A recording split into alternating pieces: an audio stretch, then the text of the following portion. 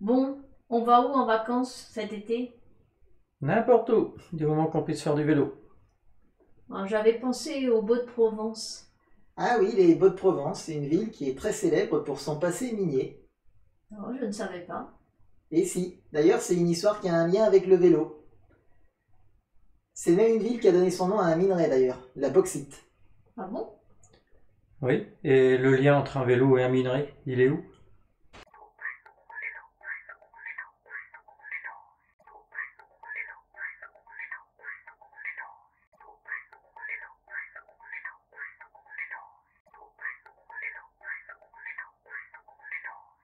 Et oui, la bauxite est une roche latéritique qui fut initialement découverte en France, sur la commune des Baux-de-Provence.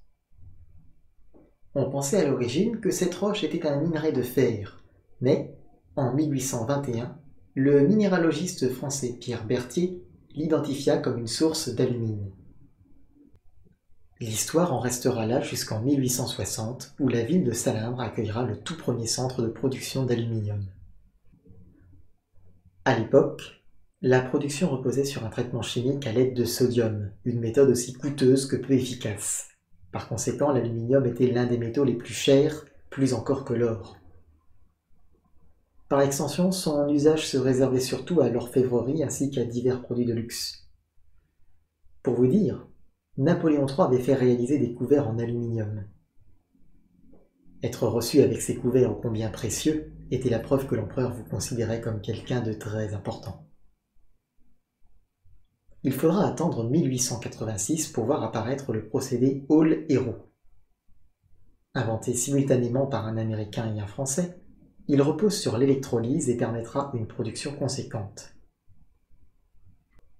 Pour l'anecdote, ces deux inventeurs, le Français Paul Héroult et l'Américain Charles Martin Hall, ont été en procès pour leur découverte.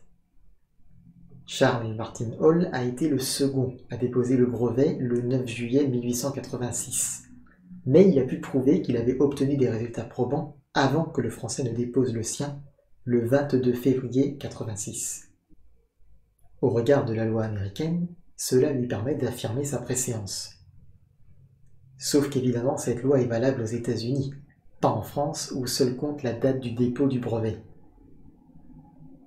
Finalement, après un procès qui n'aura pas changé quoi que ce soit, les deux pays restant sur leurs positions respectives, les deux hommes sont devenus amis.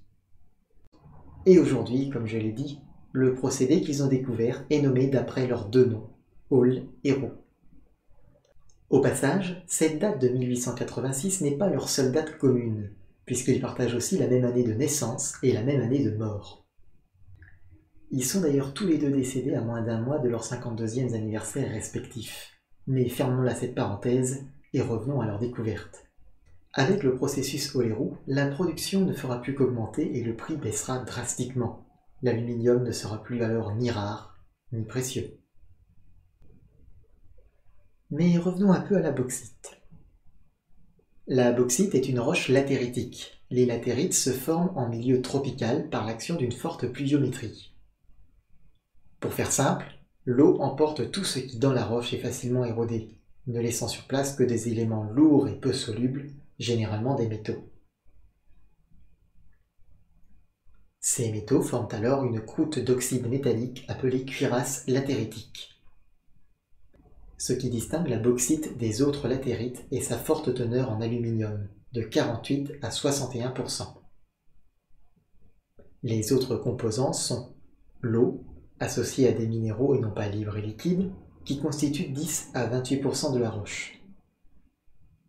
L'oxyde de fer, 2 à 23%, la silice, 3 à 7%, l'oxyde de titane, 2 à 4%, l'oxyde de calcium, 0 à 4%, et enfin divers éléments traces. D'un point de vue minéralogique, ces 8 principaux minéraux sont la baryérite, la bohémite, le dispore et le corindon, 4 oxydes et hydroxydes d'aluminium. À ce stade, je pense que vous ne vous demandez plus pourquoi cette roche est riche en aluminium. On a déjà fait la moitié de la liste.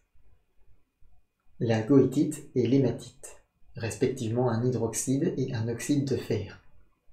Le rutile, l'anatase et la brookite, des minéraux de titane.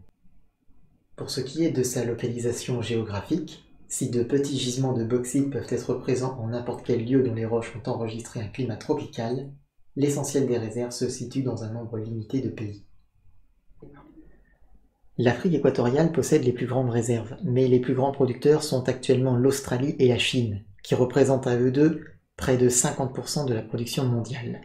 Le Brésil occupait quant à lui la 4e place en 2014, mais je n'ai pas trouvé d'informations plus récentes à leur sujet.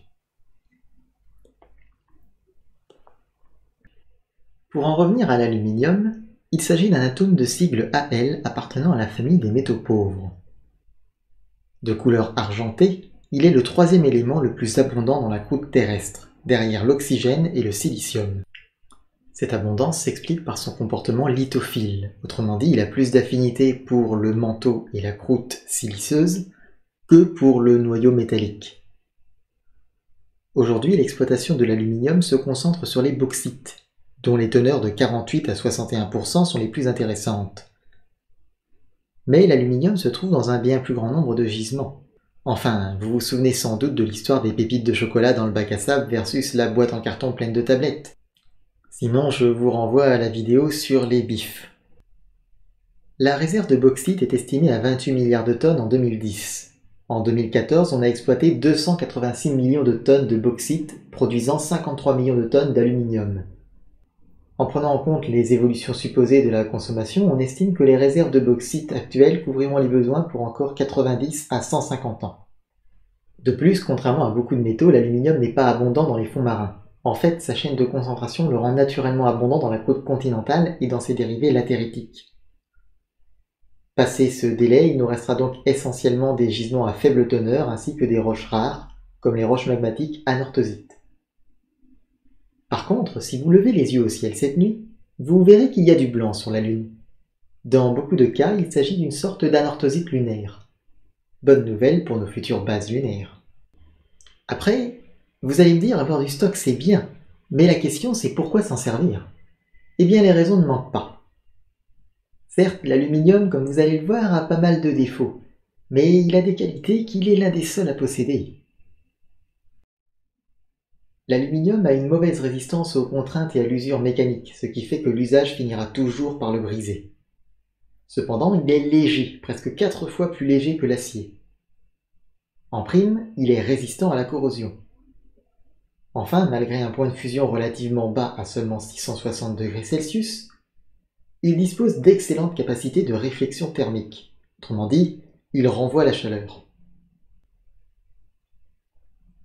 Le revers de la médaille est que c'est associé à un très fort taux de dilatation thermique. Autrement dit, son volume change en fonction de la température. Le mélanger à d'autres métaux peut réduire le problème, mais pas le résoudre entièrement. En prenant en compte ses défauts et en exploitant au mieux ses aptitudes, on peut fabriquer tout un tas de choses avec l'aluminium. Les industries automobiles et aéronautiques se serviront de l'aluminium pour fabriquer des pièces légères et résistantes à la corrosion. L'industrie aérospatiale s'en servira pour les mêmes raisons, mais y ajoutera la fabrication de blindage thermique. Le bâtiment s'en servira pour diverses pièces légères, comme par exemple des encadrements de fenêtres, mais évitera le plus souvent de s'en servir pour des structures porteuses. Divers objets du quotidien profiteront également de la légèreté de l'aluminium, comme par exemple des vélos. Et enfin, que serait le monde d'aujourd'hui sans les emballages en aluminium? Ils sont partout, de la barquette à la canette, en passant par la boîte de conserve ou le papier aluminium. Un autre domaine où l'aluminium peut être exploité est celui des conducteurs d'électricité, et à ce sujet, il semble bien qu'il ait de l'avenir. Sur Terre, il est considéré comme moins bon que le cuivre, que l'on lui préférera le plus souvent. Mais sur la Lune, le cuivre est rare. Par conséquent, les futures bases lunaires pourraient se servir de l'aluminium pour fabriquer leur réseau électrique, et pas seulement. Il pourra aussi servir à la fabrication de miroirs pour des instruments scientifiques ou des collecteurs solaires, ou même pourquoi pas au revêtement thermique des vaisseaux qui s'élanceront depuis la Lune vers d'autres destinations du système solaire. Tout ce qu'il faudra, c'est prendre en compte le problème de dilatation thermique, très important dans l'espace où les températures peuvent rapidement passer du très chaud au très froid et où les échanges thermiques sont peu efficaces. En conclusion, la ville des Baux-de-Provence a été le théâtre de la découverte de l'aluminium. Un métal certes fragile, mais dont la légèreté et le comportement face à la chaleur sont très utiles à notre technologie.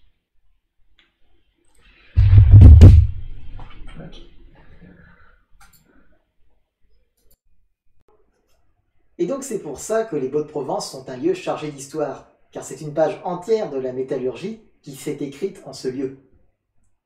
Ouais, enfin, j'ai toujours pas vu le rapport entre ton caillou et mon vélo. Ah oui? Bon, je vais passer sur le caillou pour cette fois. Et le vélo, il est fait en quoi? Bah, il est en alu. Précisément.